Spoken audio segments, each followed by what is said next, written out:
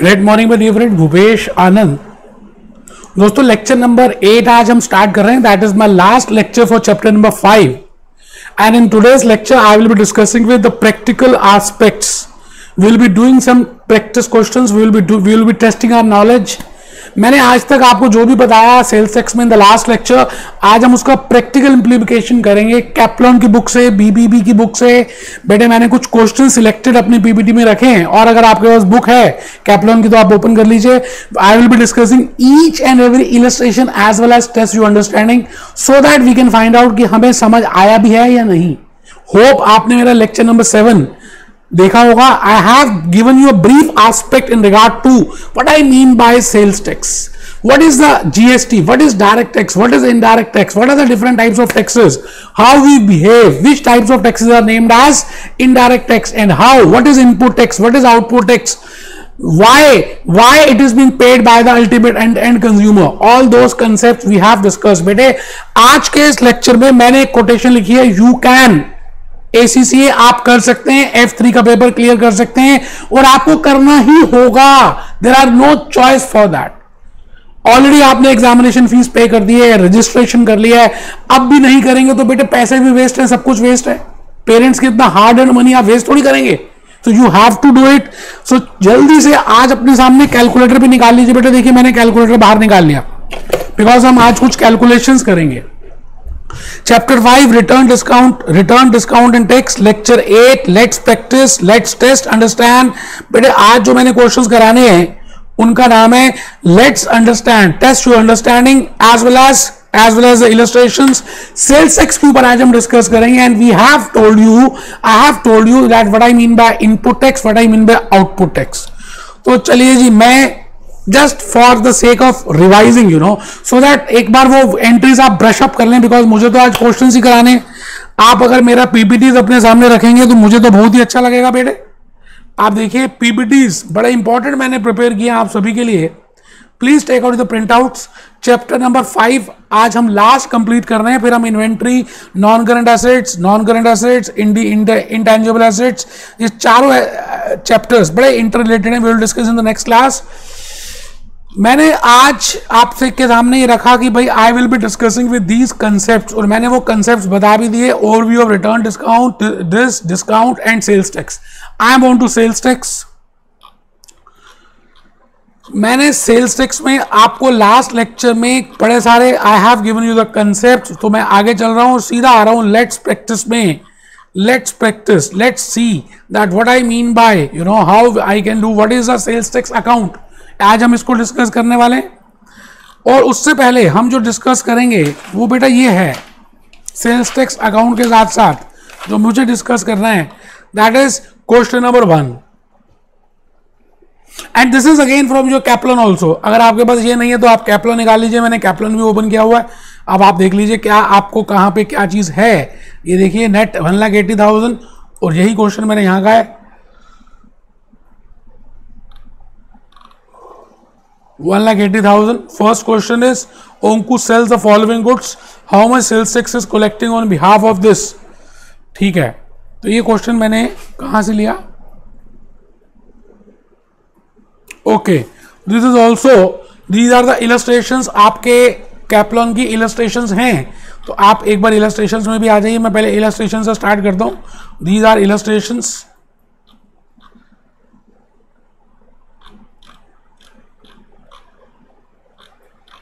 चलिए जी, illustration number 2। मैंने नेम चेंज कर दिया थोड़ा सा, वैसे नेम है owner sells the following goods to this at a tax inclusive price of $470 and to Cosmo at a tax exclusive price of this. अब बेटे आपको ना जान के वो कंफ्यूज करेंगे कि ये प्राइस ग्रॉस सेलिंग प्राइस है या whether this price is net selling price. तो आपको मालूम नहीं है नेट सेलिंग प्राइस क्या होता है, ग्रॉस सेलिंग प्राइस क्या होता है। When I say net selling price I mean it is exclusive of sales tax. अभी उसमें सेल्स टैक्स ऐड नहीं किया। अगर आपको थोड़ा सा वो बंटी वाला केस स्टडी याद हो तो $50,000 50,000 रुपीज के मोबाइल फोन, उसने 5 मोबाइल फोन 10,000 के परचेज किए, 50,000. So 50,000 is net selling price. It is exclusive of sales tax. But उसमें हमने 10% जब सेल्स टैक्स ऐड किया 5,000 तो 55,000 आ गया. 55,000 is gross selling price. It is inclusive of sales tax. तो अगर आपको 55,000 गिवन है तो आप 50,000 कैलकुलेट कर सकते हैं. 50,000 गिवन है तो आप 55 निकाल सकते हैं. 50 और 55 दोनों दिए हुए हैं तो आप सेल्स टैक्स भी निकाल सकते हैं if you know the relationship. बेटे इस रिलेशनशिप में करना क्या है, आपको 100 अज्यूम करना है और 100 से जैसे 6th क्लास में 4th क्लास में करते थे, ज्यादा कुछ भी नहीं है बेटे, ज्यादा कुछ नहीं है. आपको अज्यूम करना है if something is not given तो हम अज्यूम करेंगे let the net selling price be 100. ऐसा अज्यूम कर लेंगे, let the selling price be 100. So मान लेंगे, एक्स भी मान सकते हैं, ऐसा कुछ टेंशन वाली बात नहीं है. सेल्स टैक्स 10% है तो बेटे $10 सेल्स टैक्स आ गया. अब मैं अगर इसको ऐड करूं तो 110 will be named as gross selling price. इसको हम कहते हैं ये ग्रॉस सेलिंग प्राइस है. आराम से बेटे. तो अगर आपको 110 गिवन है, ठीक है, तो आप $100 निकाल सकते हैं. It means if you are given with gross selling price you can calculate net selling price. बोलो हाँ या ना तो बोलो. And similarly if you are given with 100 as a net selling price you can calculate 110 that is gross selling price. yes or no? और assume करते हैं अगर आपको दोनों ही दिए हुए हैं, मतलब $100 भी गिवन है और $110 भी गिवन है, then you can calculate sales tax. तो आप उस केस में सेल्स टैक्स निकाल सकते हैं. You are getting a point. तो मैं भूपेश आनंद आपको आज बेसिक लॉजिक्स से लेके चलने वाला हूं. आइए सर एक बार हम सभी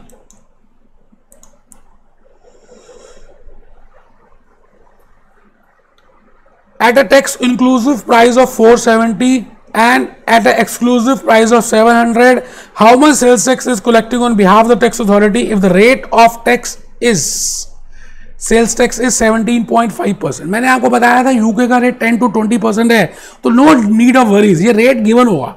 अब बेटे आप ये बताओ it is tax inclusive of 470. इसका मतलब 470 कैसे आया होगा? Just can you tell me कि 470 कैसे आ गया होगा?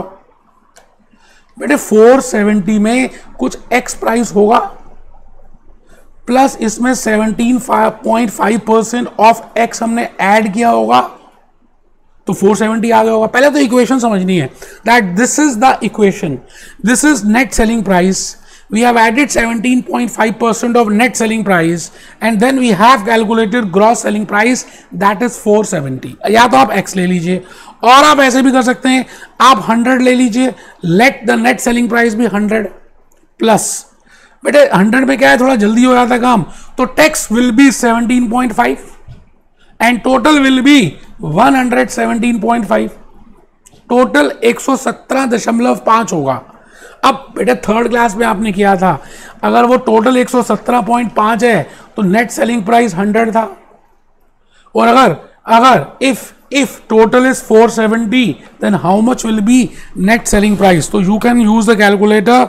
आप कैलकुलेटर यूज कर सकते हैं, मैं भी कैलकुलेटर यूज कर रहा हूं.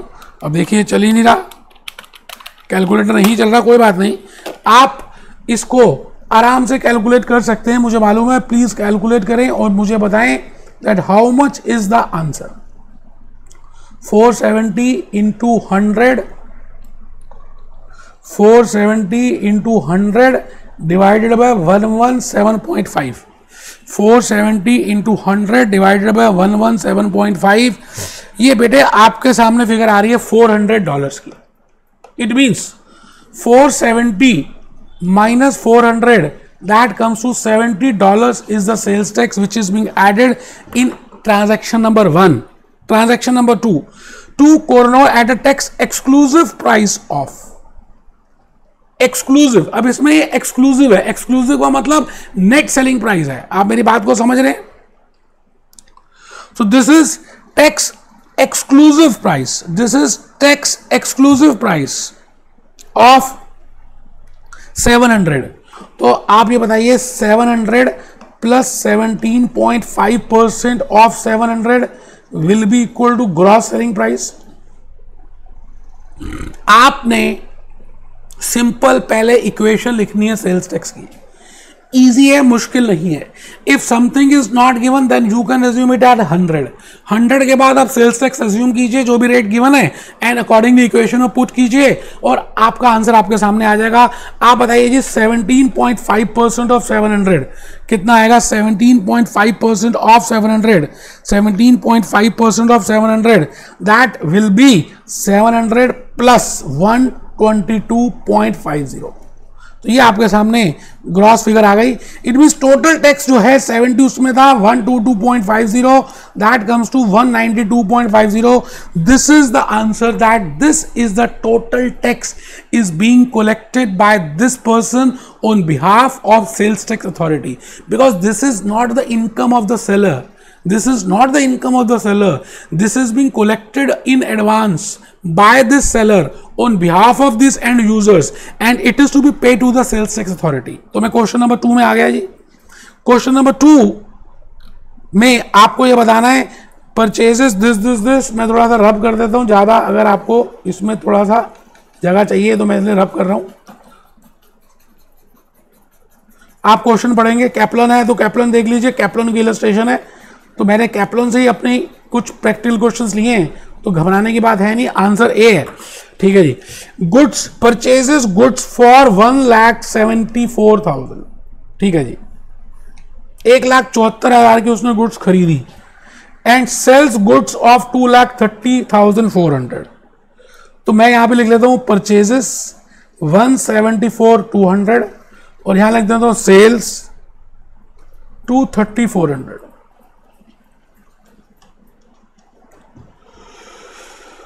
इंक्लूडिंग सेल्स टैक्स है जी. This is including sales tax and sales goods at this including sales tax. दोनों आपको gross selling price, gross price given है और 20% का टैक्स का रेट है. ठीक है जी. Which amount of sales tax is ultimately payable by to this. ठीक है, बड़ी सिंपल सी बात है बेटा.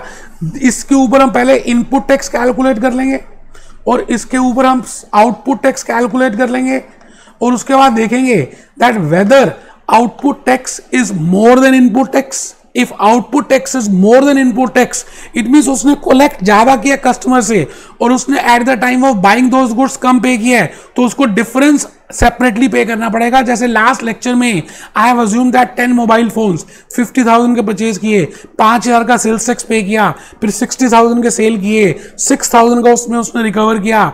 6,000 is more then 5,000. 6,000 is output tax, it is more than input tax. तो 1,000 का उसने एडिशनल पेमेंट किया. बट बेटे वो 1,000 कैलकुलेट कैसे करेंगे अनलेस एंड अनटिल पहले आप इनपुट टैक्स निकालें फिर आउटपुट टैक्स निकालें, then only we can compare. तो आप बताइए जी 174,200 इज द कॉम्पोजिट फिगर. तो मैं अज्यूम करता हूं लेट द फिगर बी 100, 20, 120. 120 है तो बेटे 100 है और 174,200 है तो कितना होगा. और डायरेक्टली आप टैक्स निकालना चाहें तो बेटे टैक्स भी निकाल सकते हैं. मैं थोड़ा सा बता दूं, मैं यहां पर 174 की फिगर नहीं लिखता. मैं यहां लिखता हूं if 120 is this then net selling price is this, और if 120 is a gross selling price, 20 is the VAT or the sales tax, and if 174,200 is the gross selling price, how much is VAT? तो मैं उसको निकालने की कोशिश कर रहा हूं. How much is VAT? मैं यहां पे रब कर रहा हूं, थोड़ी सी जगह मेरे पास आ जाएगी तो मैं आपको यहीं पर आराम से बता दूंगा. देखिए सर, देखिए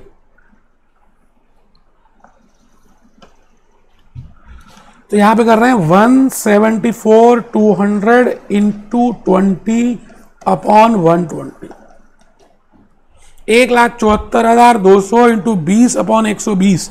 ये तो आपके पास टैक्स आ जाएगा. That how much tax you have paid eight the time of purchase. अब कैलकुलेटर क्योंकि वर्क नहीं कर रहा तो मैं खाली एक बार अमाउंट चेक कर रहा हूं कि अमाउंट कितना है.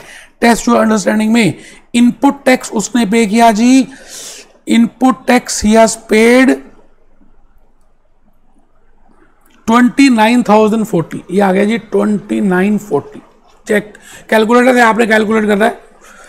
And how much he has collected, तो 2,30,400 था, ठीक है जी, तो 120 है, तो 20 इज दैट, एंड 2,30,400 है, तो कितना होगा 2,30,400 into 20 upon 120. So like this we can calculate 230 into this, that comes to 38,400. बेटे वो फिगर जो आ गई 38,400 की आ गई। इट मीन्स आउटपुट टैक्स, मैं थोड़ा सा रब कर रहा हूं, it means output tax is more then, it means tax collected is more then tax paid. Collected ज्यादा है पेड से, तो आप चेक करें, अगर कलेक्टेड ज्यादा है पेड से तो 38,400 is more than 2940. It means he has to pay some additional tax, और एडिशनल टैक्स आएगा बेटे 9,360, विच इज ए ऑप्शन। मैंने कहा मुश्किल है ही नहीं, मुश्किल आपका वहम है। आप अगर लॉजिकली कंसेप्चुअली बात को देखते हैं तो you can easily calculate that this much is input tax, this much is output tax. उसने कलेक्ट ज्यादा किया है गवर्नमेंट के बिहाफ में, पे कम किया है, तो बैलेंसिंग वो पे कर देगा, वही मैंने कैलकुलेट किया है। क्वेश्चन नंबर 3, चलिए कैप्लन में भी यही है, इसलिए मैं कैप्लन देख लेता हूं, कोई ऐसी टेंशन वाली बात थोड़ी है, आप जो मर्जी देख लीजिए। ये आ गया 9360 वाला क्वेश्चन कर भी लिया हमने। मैं आ गया जी नेक्स्ट, टेस्ट योर अंडरस्टैंडिंग में 5, test your understanding 5, test your understanding 5। आपको नेट्स गिवन है, सेल्स टैक्स गिवन है, टोटल गिवन है। It means you are given with net selling price, net selling price, you are also given with gross selling price and the difference is sales tax। ठीक है जी, तो मैंने lines draw कर देता हूं, आपको थोड़ा सा ज्यादा समझ आएगा। ये नेट है, ये सेल्स है, ये टोटल है, and this is in dollars, ठीक है। And he has done 2 transactions, पहली ट्रांजेक्शन है परचेजेस की, क्रेडिट में ही खरीदा है, दूसरी ट्रांजेक्शन है सेल्स की, सेल्स में परचेज किया है। अब बेटे इसके लिए थोड़ी सी आपको जर्नल एंट्रीज पता होनी चाहिए। Record these transactions in the ledger accounts. आपसे वो लेजर अकाउंट पूछ रहा है, मैं आपसे फिर रिपीट करता हूं, even if he is asking for ledger accounts, it is better firstly to pass journal entries. आप जब तक जर्नल एंट्रीज पास नहीं करेंगे आपको लॉजिकली बात कम समझ आएगी और क्वेश्चन में गलत होने के चांसेस हैं। शुरू के 1-2 क्वेश्चंस में आप मेरी बात मान लीजिए, उसके बाद जैसे आप चाहें वैसे कर सकते हैं। मैंने क्या किया, उसके लिए आपके लिए मैंने आज के लेक्चर में थोड़ी सी जनरल एंट्रीज लिखी जो हमने ऑलरेडी डिस्कस की हुई हैं। तो देखिए जी, ये देखिए, लिखना है तो लिख सकते हैं, नहीं तो छोड़ सकते हैं। Accounting treatment in regard to sales tax, Bunty की कहानी। T0 at the time of purchase, पहले परचेज में देख लीजिए, उसने परचेज की, purchase of goods, purchase $50,000 of mobile phones, 5,000 का टैक्स पे किया, इनपुट टैक्स। 2 पेबल, क्योंकि ये क्रेडिट ट्रांजैक्शंस हैं, क्रेडिट पेबल 55,000। जब उसने बेचा, बंटी ने जब सेल किया तो 60 का बेचा, 6,000 का सेल्स टैक्स लिया, 66,000 के रिसीवेबल्स हैं, तो receivables debit 66, debit receivable 66, 2 credit sales 60, credit sales tax 6। तो बेटा यहां तक मैंने आपको बताया वो आउटपुट टैक्स भी है। When output tax is more than input tax, अभी हमने डिस्कस भी कर लिया, he has to pay additional tax because he has collected on behalf of the government, तो उसने additional tax पे किया, sales tax debit sales tax to cash. And when input tax is more than output tax, उसने pay ज्यादा किया, collect कम किया, तो refund मिलेगा। ये बातें हम ऑलरेडी कर चुके हैं, तो मैं इसलिए सीधा आ रहा हूं इसी क्वेश्चन की जनरल एंट्रीज में। उसने पहले परचेज किया बेटे, तो मैं यहां पे लिख रहा हूं रिकॉर्डिंग ऑफ ट्रांजैक्शंस। आप भी लिखें, देखिए no doubt he has asked only for the ledger accounts, but still if you pass general entries तो आपको लॉजिकली कंसेप्चुअली बातें ज्यादा समझ आएंगी। 1-2 क्वेश्चंस में कर लीजिए, जैसे मैं कह रहा हूं रिकॉर्डिंग ऑफ ट्रांजैक्शंस, ठीक है जी। ये हम कर रहे हैं test your understanding, question number 5 from Kaplan. Kaplan का कर रहे हैं जी test your understanding, question number 5। Purchase किया उसने, तो मैं यहां लिख रहा हूं at the time of purchase, जब उसने परचेज किया, at the time of purchase. Debit purchases, debit purchases, debit sales tax, credit payables. ये अब आपको पता है क्यों क्रेडिट कर रहे हैं, क्या डेबिट कर रहे हैं, मैं अब उसमें नहीं जा रहा क्योंकि मुझे कुछ दूसरी बात आप समझानी है। तो बेटा 1,80,000 रुपए की उसने परचेज की, 10% के हिसाब से 18,000 ये लग गया और ग्रॉस सेलिंग प्राइस आ गई 1,98,000। अब मैं आ गया जी नेक्स्ट में, at the time of sale, sale के टाइम पे उसने क्या जर्नल एंट्री पास की, at the time of sale. तो सेल्स क्या होती है बेटे, सेल्स का मतलब है आपने मोबाइल फोन बेच दिए, ठीक है जी, तो क्रेडिट में बेचे, डेबिट रिसीवेबल्स। अब now I will not be telling you why I am debiting receivables, बहुत बार बता चुका हूं। Debit receivables, credit sales, credit sales tax, output tax, ठीक है सर। तो उसने इकट्ठा अमाउंट कितना रिसीव किया, 286 रिसीव करना है, ठीक है सर। 2,60,000 की सेल्स की, हम सेल्स टैक्स को अलग लिखेंगे because sales tax is not sales, so we have to prepare a separate account. ये सेल्स टैक्स आ गया जी। अब उसने कहा इसकी लेजर अकाउंट्स बनाइए, ठीक है जी। तो लेजर अकाउंट्स बनाने से पहले आप सबको मालूम ही है कि मैंने जर्नल एंट्रीज देख ली, I have to prepare one account purchases, दूसरा सेल्स टैक्स, तीसरा पेबल। तो मैं आ गया सर। यहां देखिए मैं लेजर अकाउंट्स प्रिपेयर कर रहा हूं आराम से। पेज को मैंने 2 पार्ट्स में डिवाइड किया, फिर मैंने दोबारा से इनको भी 2 पार्ट्स में डिवाइड किया, फिर यहां पर भी 2 पार्ट्स में डिवाइड किया, और यहां पर मैंने लिख दिया, क्या लिखेंगे बेटे, परचेजेस अकाउंट। और अगर यहां पर भी मुझे डाना बनाना है तो मैं यहां पर पेबल्स अकाउंट बना देता हूं। तो एंट्री मुझे खुद बता देगी that which type of accounts I have to open, payables account. उसके बाद मैं यहां पे बना रहा हूं sales tax account, sales tax account, ठीक है जी। फिर मेरे को सेल्स की एंट्री की तो मुझे अकाउंट याद आ रहे हैं। सेल्स की एंट्री का तो एक तो बेटे सेल्स अकाउंट होना चाहिए, ठीक है। अच्छा एंट्रीज कम होंगी तो हम अकाउंट ही बनाते, फिर बुक तो बनाते नहीं। उसके बाद एक अकाउंट होना चाहिए रिसीवेबल्स अकाउंट, ये लो जी सर। और सेल्स टैक्स अकाउंट तो बनाया हुआ है। तो मैं आ गया पोस्टिंग में, ये देखिए ये पोस्टिंग है, purchases debit, purchases debit, and I have already told you in chapter 3 and 4 that how we post. बेटे परचेजेस एंट्री खुद बताएगी कि उसको क्या करना है। परचेजेस के डेबिट में लिखेंगे, परचेजेस के डेबिट में लिखेंगे, पहले अमाउंट लिखेंगे 1,80,000, 1,80,000, 1,80,000। अभी नेम नहीं लिखेंगे, रिलेशनशिप हमेशा दूसरे से होती है, वो भी देखते हैं। पहले एंट्री को देखिए आप, sales tax debit 18, sales tax debit 18, sales tax debit 18। तो सेल्स टैक्स अकाउंट में डेबिट करेंगे 18,000 से, पहले अमाउंट लिखेंगे। Payables credit 198, payables credit 198, payables credit 198, payables में 198 लिखेंगे। तो पहले अमाउंट लिखना है, ये बात है मैं आपको ऑलरेडी बता चुका हूं। और जनरल एंट्री आपको खुद ही बताएगी whether you have to debited और credited.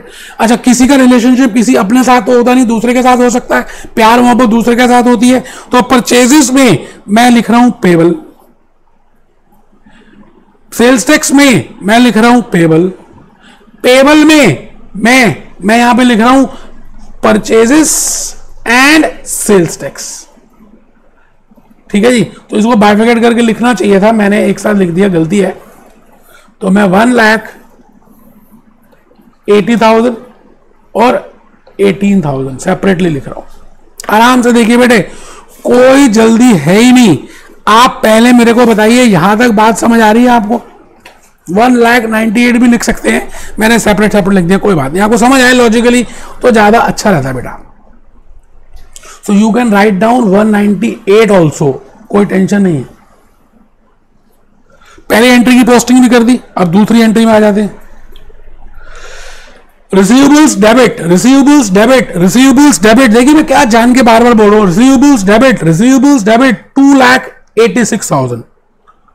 Sales tax credit, sales credit, sales credit, sales credit, sales credit, sales credit, sales credit 2,60,000। इसका मतलब सेल्स अकाउंट में क्रेडिट करना है। अभी रिलेशनशिप छोड़ दीजिए, अमाउंट पहले लिखिए, ठीक है जी। Sales tax credit, sales tax credit, sales tax credit, sales tax credit, इसका मतलब सेल्स टैक्स के क्रेडिट में लिखना है। अब रिलेशनशिप लिख सकते हैं, सेल्स, रिसीवेबल्स, इसको बाइफिकेट करना चाहें सेल्स एंड सेल्स टैक्स, ये टोटल अमाउंट। और बेटे आपको बैलेंस करने के लिए मैंने बताया हुआ है, आप पहले टोटल कर दीजिए, जो भी बड़ा टोटल है उसको दोनों साइड्स में लिख दीजिए। ये मैंने 180 लिख दिया, ये भी 180 लिख दिया, बट यहां तो है नहीं तो मैंने लिखा balance carried forward 1,80,000। Next period में हम इसको कैरी फॉरवर्ड कर देंगे। पेबल्स अकाउंट में टोटल देखिए कितना है, 1,98,000, दोनों साइड्स में 1,98,000 लिख दीजिए, जो भी बड़ा होता है।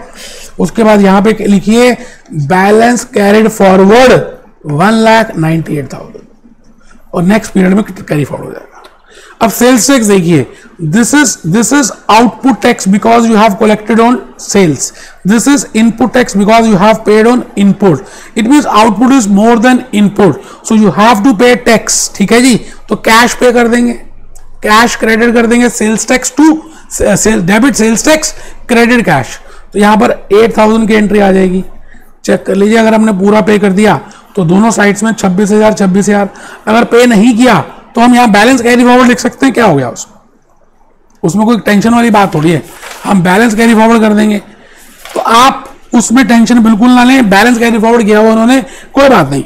सेल्स बेटा यहां टोटल कर दीजिए दोनों साइड्स में 260 यहां पे लिख दीजिए बैलेंस कैरिड फॉरवर्ड 260। रिसीवेबल्स बेटा दोनों साइड्स में टोटल कर दीजिए 286, ठीक है जी। फिर यहां लिख दीजिए बैलेंस कैरिड फॉरवर्ड 286। मुश्किल है ही नहीं। अगर आप डायरेक्टली लेजर अकाउंट प्रिपेयर करते हो तो शायद कहीं ना कहीं मिस्टेक कर देते। एंड स्पेसिफिकली जो नॉन कॉमर्स स्टूडेंट्स हैं बेटे, मैं आपको रिपीट कर रहा हूं, मैं आप ही के लिए बनाऊं। I want to tell you that it is better firstly to pass record those transactions at least for some और टू और three questions. And I have already told you the basics for journal entries in lecture 3 in chapter 3 and 4। बेटे 20 lectures मैंने लिए chapter 3 और 4 में, आपको सभी अच्छी तरह से करने हैं, तभी जाके मैंने कहा था फाउंडेशन बनता है। तो लाइक दिस मैंने ये क्वेश्चन कवर कर दिया। आप बताइए यहां तक समझ आ रहा है? नेक्स्ट क्वेश्चन में हम आ रहे हैं,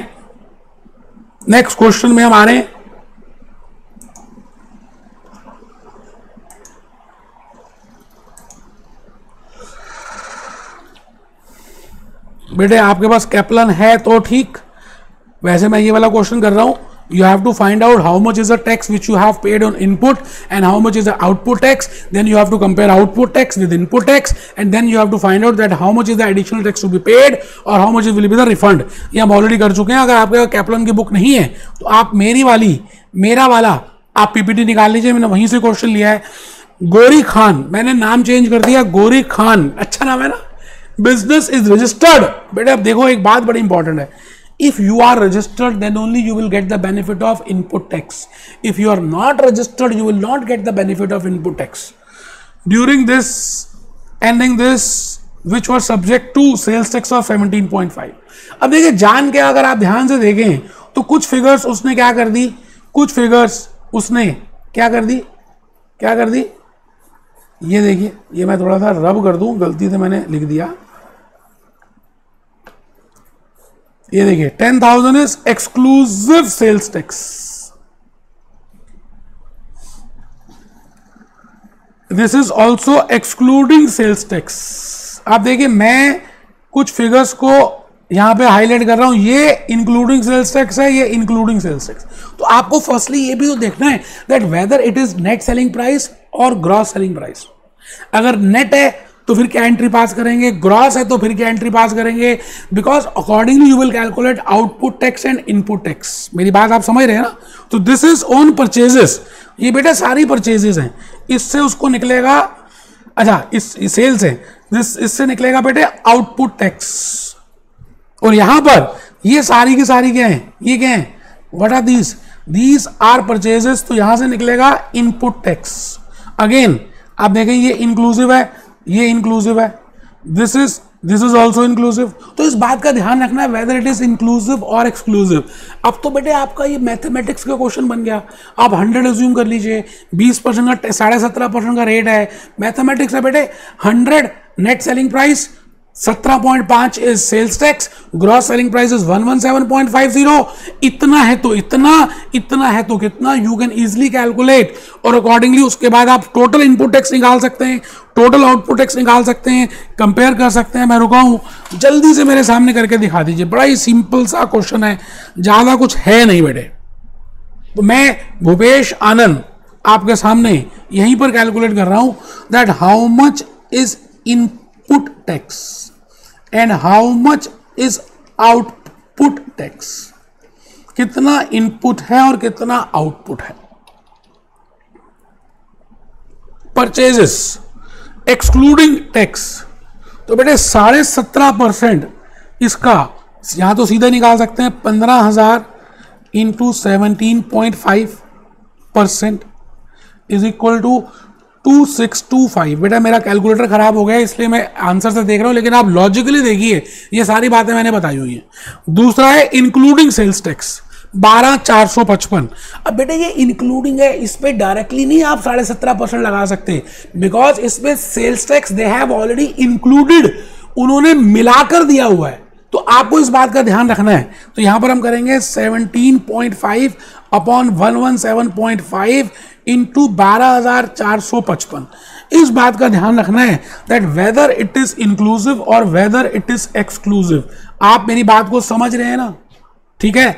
अब थर्ड है इंक्लूडिंग सेल्स टैक्स। बेटे यहां पे भी चालाकी करी उसने, 17.5 इंटू दिस इंटू 11,338 और यहां आ गया फिगर 1689। सिमिलरली लास्ट फिगर भी इंक्लूसिव ही है, तो 9870 इंटू 7.5 अपॉन 117। अब आपको ये चेक करना है, because if it is inclusive तो 117.5 आएगा। गधे को गधे के साथ कंपेयर कर सकते हैं, घोड़ों को घोड़ों के साथ कंपेयर कर सकते हैं। जब वो कह रहा है इट इज इंक्लूसिव, तो आप भी पहले इंक्लूसिव वाली फिगर निकालिए 100 के बेस में। 100 plus 17.5, 117.5 is inclusive, 100 is exclusive. तो अब आपको ये चेक करना है कि वो उसमें एक्सक्लूसिव दिया है या एक्सक्लूसिव दिया है।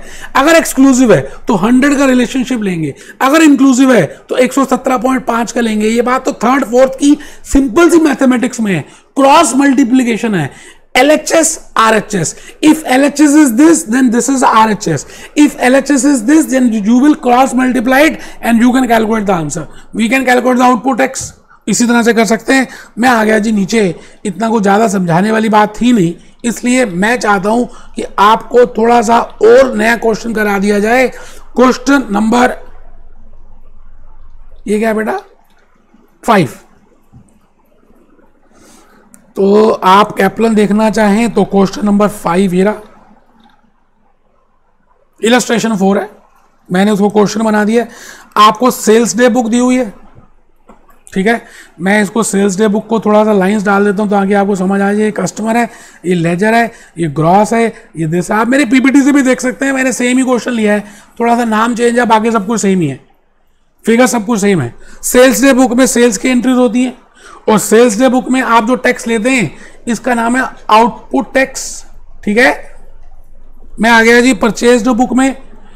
परचेज डे बुक में जो भी एंट्रीज होती हैं इसको हम बोलते हैं input tax. What double entry arises from the entries made in the day books? I think I have already told you in chapter number 3 and 4 that what I mean by say purchase day book, what I mean by sales day book, what is the format of preparing sales day book and purchase day book. बेटे laser reference एक दिया हुआ है यहाँ पे, मैंने शायद वहां भी बताया था। जब आप प्रिपेयर करते हैं लेजर सब्सिडरी बुक्स तो एक लेजर में, बिकॉज बुक्स का डायरेक्टली टोटल हम लेजर में डाल देते हैं तो उसका लेजर रेफरेंस देना पड़ता है, ठीक है। आपको नहीं भी पता तो कोई टेंशन नहीं, डेट तो पता है, सप्लायर पता है। अब उस समय हम एक ही अमाउंट लिखते थे, अब हमने अमाउंट को 3 में पार्ट्स में डिवाइड कर दिया, gross sales tax net, gross sales tax net, gross sales tax net. तो आपने अभी सबसे पहले एंट्री पास करनी है, ठीक है जी। तो आप बताइए सेल्स की एंट्री क्या होगी। हम अज्यूम कर रहे हैं दीज आर क्रेडिट सेल्स, तो receivables debit, debit receivables, credit sales tax. तो पहली एंट्री देखिए, पहली एंट्री देख लीजिए, receivables debit, credit sales tax, credit sales. आप फर्स्ट एंट्री जो आपने प्रिपेयर की है, अच्छा इन्होंने इकट्ठी एक एंट्री पास कर दी, बिल्कुल ठीक है। तो बेटे 1292 ये आ गया और 1182 ये देखिए, इन्होंने दोनों का टोटल कर दिया। ये टोटल हुआ है receivables, this is sales and this is output tax. उम्मीद है आपको समझ आ रहा है। दिस इज पेबल, बेटे ये पेबल है, ये पेबल है, बिल्कुल पेबल है। These are purchases and this is input tax, ठीक है जी। तो फर्स्ट एंट्री के बाद दूसरी एंट्री पे देख लेते हैं, सेल्स टैक्स या purchases debit, sales tax debit, amount देख लीजिए, पूरा सेल्स टैक्स हमने देख लिया। 1800 आपके परचेजेस हैं, 315। बेटा कितना इजी बन गया, क्योंकि मैंने आपको बंटी की केस स्टडी बता दी थी, अकॉर्डिंगली आपने एंट्रीज पास कर दी, कुछ मुश्किल है ही नहीं। मैं आ गया जी टेस्ट योर अंडरस्टैंडिंग 10, इसी के ऊपर है बेटा। ये बड़ा ही सिंपल सा क्वेश्चन है। द फॉलोइंग इज दिस, ये बेटे डेट है, कस्टमर है, इनवॉइस है, लेजर है, सेल्स है। अब कुछ सेल्स इन्होंने इंक्लूडिंग दे दी है और कुछ सेल्स एक्सक्लूडिंग दे दी है, इसका बस ध्यान रखना है। बिकॉज अगर इंक्लूडिंग है तो हम सेल्स टैक्स ऐड करके वो फिगर से रिलेट करेंगे, अगर एक्सक्लूडिंग है तो we will net selling price से रिलेट करेंगे, बस ये ध्यान रखना है, और तो कुछ भी नहीं है। What accounting entries to be record in the transactions, this, ठीक है जी। तो देखिए कस्टमर है, सेल्स की एंट्री है, सेल्स है बेटा, सारी सेल्स है। आपको ये बताना है एंट्री कौन सी करेक्ट है। तो हम यहाँ पहले एंट्री पास कर लेते हैं, रिसीवेबल्स एंट्री होनी चाहिए, ठीक है जी। क्रेडिट सेल्स होना चाहिए, क्रेडिट सेल्स टैक्स होना चाहिए। पहले बताओ, ये तो बात सबको समझ आ गई, एंट्री तो समझ आ गई बेटे। डेबिट रिसीवेबल्स होना चाहिए, क्रेडिट सेल्स होना चाहिए, क्रेडिट सेल्स टैक्स होना चाहिए। अमाउंट अभी देख लेते हैं, ठीक है। आप देखिए जी 411.25 ये इंक्लूसिव है, तो मैं लिख रहा हूं 17.5 अपॉन 117.5 इंटू 411.25। बाकी तो सिंपल ही है जी, एक बार नीचे एंट्री देख लो, receivables debit sales, receivables sales tax, receivables debit sales tax भी क्रेडिट होना चाहिए, तो ये तो एंट्री गलत हो गई। Sales tax sales credit this, ये तो बी, तो एंट्री तो ठीक है, चलो एंट्री सी भी ठीक नहीं है। इसका मतलब आंसर बी या डी में से ही होगा, आंसर बी या डी में से होगा। कैलकुलेटर नहीं है मेरे पास, आप समझ रहे हैं जो मैं कहना चाह रहा हूं। Answer will be either be और डी, या तो आंसर बी होगा या आंसर डी होगा, क्योंकि एंट्री तो ठीक ही है। अमाउंट आप देख लें, कोई एक एक्सक्लूसिव है, एक इंक्लूसिव है। होप आपको बात समझ आ रही है।